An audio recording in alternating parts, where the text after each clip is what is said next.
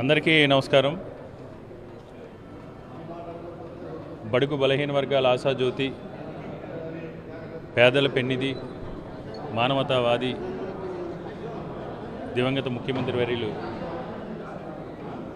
Doctor YS Rajasekhara Reddy గారి 16వ వర్ధంతి సందర్భంగా విశాఖపట్నం వైఎస్ఆర్ కాంగ్రెస్ పార్టీ కార్యాలయంలో ఆ మానవతావాదికి, ఆ మహానేతకి ఈరోజు ఘనమైన నివాళులు అర్పిస్తున్నాం. మనందరికీ కూడా తెలుసు, ఈ ఉమ్మడి ఆంధ్రప్రదేశ్ రాష్ట్రంలోనే కాకుండా దేశవ్యాప్తంగా కోట్లాది మంది గుండెల్లో సుస్థిరమైన స్థానాన్ని సంపాదించుకున్న రాజశేఖర రెడ్డి గారి గురించి, ఆయన గొప్పతనం గురించి, ఆయనలో ఉన్న సేవా తత్పరత గురించి, ఆయనలో ఉన్న రాజనీతిజ్ఞుడి గురించి మనం ఎంత చెప్పినా తక్కువే. ఎందుకంటే స్వాతంత్ర భారతదేశ చరిత్రలో 5 సంవత్సరాలకు ఒకసారి ఎన్నికలు వస్తున్నాయి, పార్టీలు మారుతున్నాయి. మొట్టమొదటిసారి ప్రతి సమస్యకి కూడా శాశ్వత పరిష్కారం చూపించాలి. ఒక ప్రభుత్వం అధికారంలో ఉన్నప్పుడు ప్రజా సమస్యలు మళ్ళీ మళ్ళీ పునరావృతం కాకుండా వాటికి శాశ్వతమైన పరిష్కారాన్ని చూపించి, ముఖ్యంగా వెనకబడిన వర్గాల్లో తాడిత పీడిత ప్రజానీకాన్ని రాజకీయంగా, సామాజికంగా, ఆర్థికంగా అన్ని రంగాల్లోని కూడా ముందుకు నడిపించాలని ఆయన పడ్డ తపన మనందరికీ కూడా తెలిసిందే.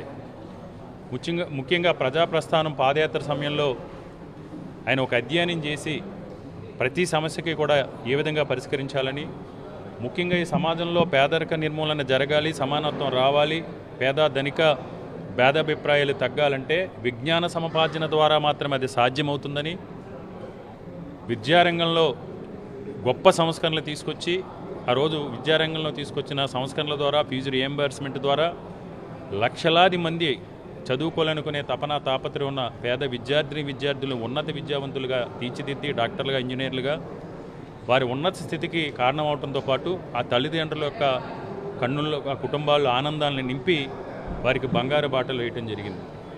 అదేవిధంగా ఆర్థిక స్తోమత లేక ఏ ఒక్కరూ కూడా అకారణంగా మరణం చెంది ఆ కుటుంబంలో ఉన్న వ్యక్తులు నిరాశ్రయాలు కాకూడదనే ఉద్దేశంతో ఆయన ఆ రోజు తీసుకొచ్చిన ఆరోగ్యశ్రీ కానీ, 104 కానీ, 108 కానీ ఈ దేశానికి ఆదర్శం.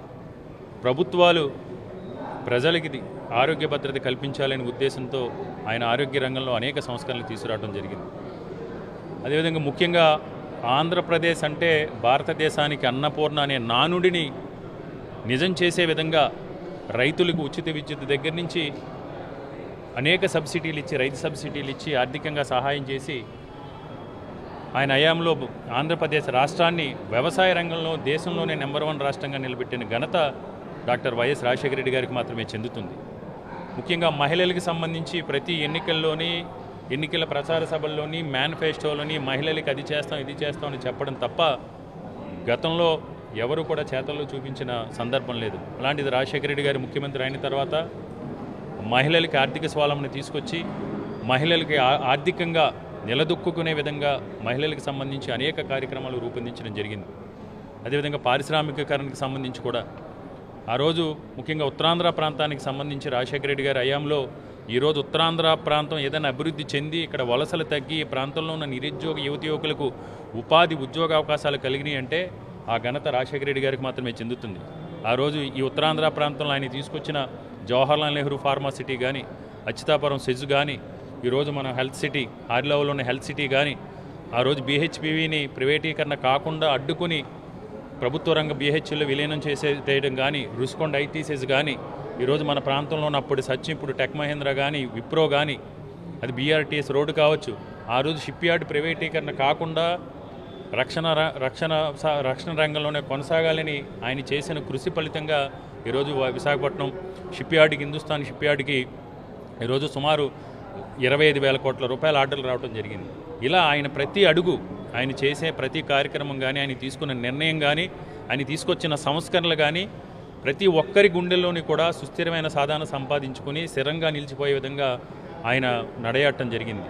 ఆ మహానేత యొక్క 16వ వర్ధంతి సందర్భంగా మనందరం కూడా ఆ మహనీయునికి ఘనమైన నివాళులు అర్పిస్తూ ఆయన అడుగుజాడల్లో నడుస్తూ ఆయన దగ్గర నుంచి కష్టపడి పనిచేయటం మాట మీద నిలబడటం, పేదరిక నిర్మూలనే ధ్యేయంగా, ఈ రాష్ట్ర అభివృద్ధి ధ్యేయంగా కష్టపడుతున్న ఆయన తనయుడు జగన్మోహన్ రెడ్డి గారి వెన్నంటి నడిచి రాజశేఖర రెడ్డి గారి కలల కన్నా రామరాజ్య స్థాపనకి మనందరం కూడా నడుం బిగించి రాజశేఖర రెడ్డి గారి ఆశయాలు కొనసాగింపు వైఎస్ఆర్ కాంగ్రెస్ పార్టీ కుటుంబ సభ్యులు అందరూ కూడా జగన్మోహన్ రెడ్డి గారి వెన్నంటి నడాలని అందరినీ కూడా విజ్ఞప్తి చేస్తూ మరొకసారి విశాఖపట్నం వైఎస్ఆర్ కాంగ్రెస్ పార్టీ కార్యకర్తలు, సీనియర్ నాయకులు, అదేవిధంగా ఆయన అభిమానుల తరపున రాజశేఖర రెడ్డి గారి 16వ వర్ధంతి సందర్భంగా ఆయన ఘనమైన నివాళులు అర్పిస్తూ తప్పకుండా రాజశేఖర రెడ్డి గారి ఆశయ సాధన కోసం రాబో రోజుల్లో ఏదైతే రాజశేఖర రెడ్డి గారు ఆలోచనలు ఉన్నాయో, ఆయన ఆకాంక్షలు ఉన్నాయో ఆయన కొనసాగే విధంగా జగన్మోహన్ రెడ్డి గారి వెన్నంటి నడుస్తామని ఈరోజు ఆయన ప్రతిజ్ఞ చేస్తూ రాజశేఖర రెడ్డి గారి మరొకసారి ఘనమైన నివాళులు అర్పిస్తాం. జోహార్ వైఎస్ఆర్.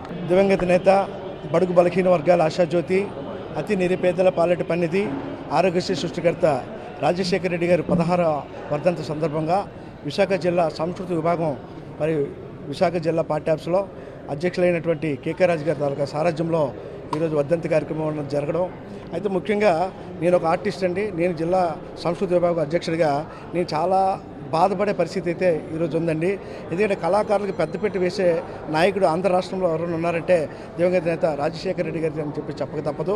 ఆ రోజున ఉన్నటువంటి 200 రూపాయల ఫెన్షన్ని 1000 రూపాయల ఫెన్షన్ చేసినటువంటి మహానుభావుడు రాజశేఖర రెడ్డి గారు.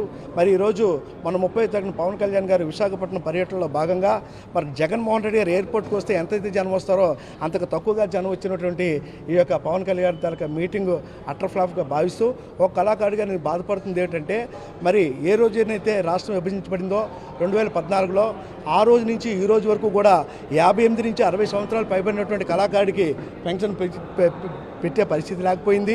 మరి ఆ రోజుని రాజశేఖర రెడ్డి గారు తనయుడైనటువంటి జగన్మోహన్ రెడ్డి గారు దశల వారీగా 2000 రూపాయల పెన్షన్ నుంచి దశల వారీగా 3000 రూపాయల పెన్షన్ తీసే పరిస్థితి అయితే వచ్చింది. మన కూటమి ప్రభుత్వం 4000 రూపాయలు వృద్ధాప్యం పెన్షన్ ఎవరికైతే ఇస్తుందో కళాకారుడు కూడా అదే పెన్షన్ వచ్చే పరిస్థితి ఉంది. ఆ రోజుని 200 రూపాయలు వృద్ధాప్యం పెన్షన్ ఉంటే కళాకారుడికి ప్రత్యేకంగా 1000 రూపాయల పెన్షన్ పెంచే పరిస్థితి అయితే ఉంది. మరి కూటమి ప్రభుత్వం అలనాటి దివంగత నేత ఎన్టీ రామారావు గారి తాలూకా కళాకారుడు అయినటువంటి పెట్టిన పార్టీ టీడీపీ పార్టీ. మరి అందులో తన తనయుడైనటువంటి బాలకృష్ణ గారు ఒక కళాకారుడు, పవన్ కళ్యాణ్ గారు ఒక కళాకారుడు. వీళ్ళంత కళాకారులు ఉన్నప్పటికీ కూడా ఈరోజు కూటమి ప్రభుత్వం కళాకారుడికి ఎటువంటి మేలు చేసే పరిస్థితి అయితే లేదు. తక్షణమే ఇప్పుడు ఉన్నటువంటి 4000 రూపాయలు వృద్ధాప్యం పెన్షన్ ఏ రకంగా ఇస్తుందో కళాకారుడికి ఆ రకంగానే ఇస్తుంది. తక్షణమే కళాకారుడికి 10,000 రూపాయల పెన్షన్ పెంచాలని ఒక ఆంధ్ర రాష్ట్ర కళాకారుడిగా నేను కోరుకుంటున్నాను. Thank you.